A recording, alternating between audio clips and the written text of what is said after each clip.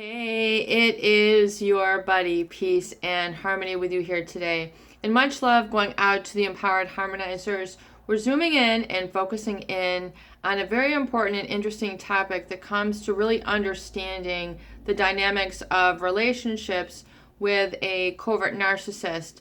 And that has to do with their relationship style, their attachment style, the way with which they will connect to others in a most predictable pattern, and that is one of the dismissive attachment styles, meaning that they tend to be kind of an attachment avoidant type of connection or relatability with others, meaning that they will tend to avoid others when it comes time to either paying attention to another person's need, wishes, desires, or really when it comes to an interdependency, this triggers the avoidance attachment style. In other words, times that would really call for a relationship to really come closer. A illness, a business crisis, a health crisis, a personal crisis, things where you really need to kind of open up and talk about more of the juicy, relevant stuff, maybe that you've been packing away for some time. These individuals tend to be very dismissive and avoidant in their attachment style, meaning that is their attachment insecurity. That is part of the presenting problem with the covert narcissist. And oftentimes it has to do with a trigger of dependency needs. They're very uncomfortable kind of leveling the playing field and just opening up, because that would mean that they would really need somebody. It would cause for them to get beyond themselves and see that there's more that they need than themselves in their lives, because they're so very self-important. All they really feel is, I just need me, and I need me to be in power. I need me to be special. I need me to always have the attention, no matter what the situation. It can be another's, wedding, birthday, business accomplishment, but yet they're always going to kind of, egg them, angle them, elbow themselves way into the spotlight somehow, somewhere, some way. And especially when it comes to really pivotal moments in another person's life where you should be congratulating them. This is when we see that very dismissive attachment avoidance style. In other words, really at all different levels of the game, or levels of development or ages that you might find them in, it's time to celebrate your victory. Perhaps you had a huge victory, or you just had, an everyday victory that you might have for your children or your children's children, and it's time for them to go, wow, you really made that one happen. Or perhaps it can be kind of a competitive event where you maybe won at a certain game that you might have been playing or something of that nature with the spouse, and they tend to become very sabotage, and you can feel a tension in the air. They can have a quiet jealousy and envy even of those people with whom they are married and have relationships with, when there really is no reason for them to be threatened. Just this accomplishment would warrant, high five, but they are not willing to give it. In fact, this is when oftentimes you start seeing them on the hunt, on the prowl for new supply, when they are triggered in this manner to either be dependent, or if there's another person with whom they are close to who's kind of, either getting promotions or increases of their salary, or perhaps they've just had a huge, sports victory or a theater victory or a personal victory of sorts. They want to steal the thunder. They want to steal the thunderclap.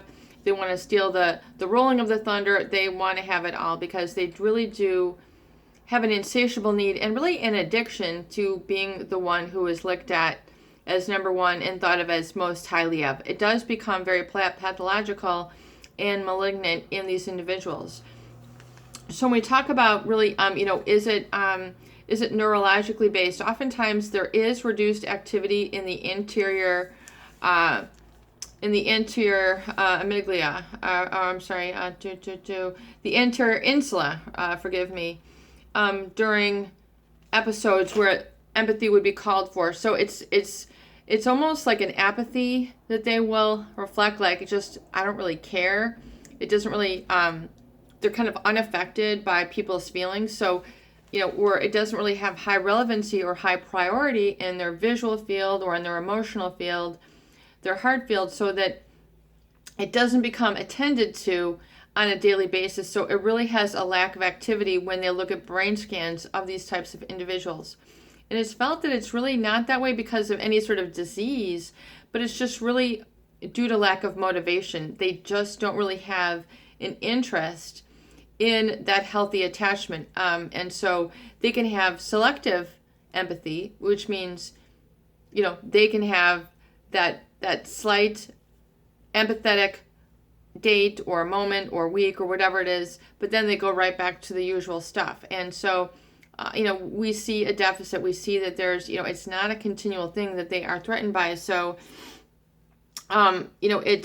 it's an important thing to realize this, and that, again, it has nothing to do with anything that you have done or not done properly, but it's just it's just an attachment style. It's how they connect or remain disconnected from others in order to protect themselves. It's just a way that they are. And so you see this, and so oftentimes people who are suffering are those who are supply, feel very victimized or unattended to, or feel that they're very insignificant when, especially their finest moments, they see these people disappearing.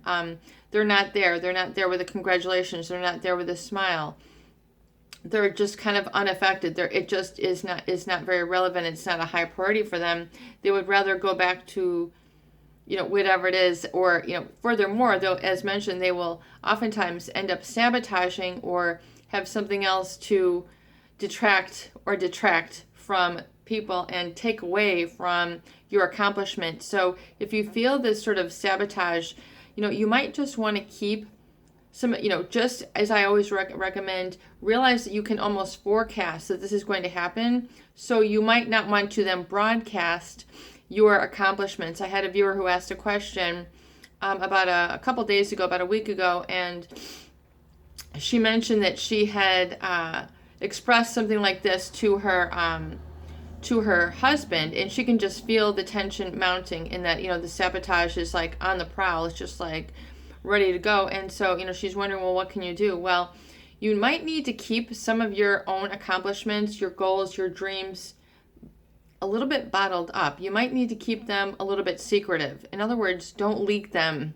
Don't put them out there to be sabotaged. Don't put them out there as a big target that they can just slam an arrow into and sabotage and start being a naysayer. You need to protect your goals, your dreams, and desires oftentimes from these people, because it is their nature to go after that as kind of their meat, to take down your goals, to take down your dreams, to take down your objectives, and to dismantle it so that you won't have a chance, you won't be in the mood. They'll tell you it isn't right, or they won't congratulate your baby steps. So without their encouragement, you might not keep going. And so you really don't want to let yourself down or be disappointed when you really have something that's important to you. And and knowing this, you might want to kind of pick some things up and just make sure you might work on these goals or objectives during your recovery date. You might want to do this and kind of, keep this to yourself, but keep a track, keep a course going, and you don't have to leak it out. Don't share your dreams with people who are just going to shoot them down, because it'll set you way back. And especially all the hard work that you've done, you don't want to just have that, throw caution to the wind in the situation, especially with these types of people. It's based on their avoidant and their very dismissive attachment style. You can do it. Just keep it a little bit tight-lipped. It is your buddy, Peace and Harmony, with you here today, and I hope that these videos do help. Please share and please subscribe for more great tools, videos, discussion, and support.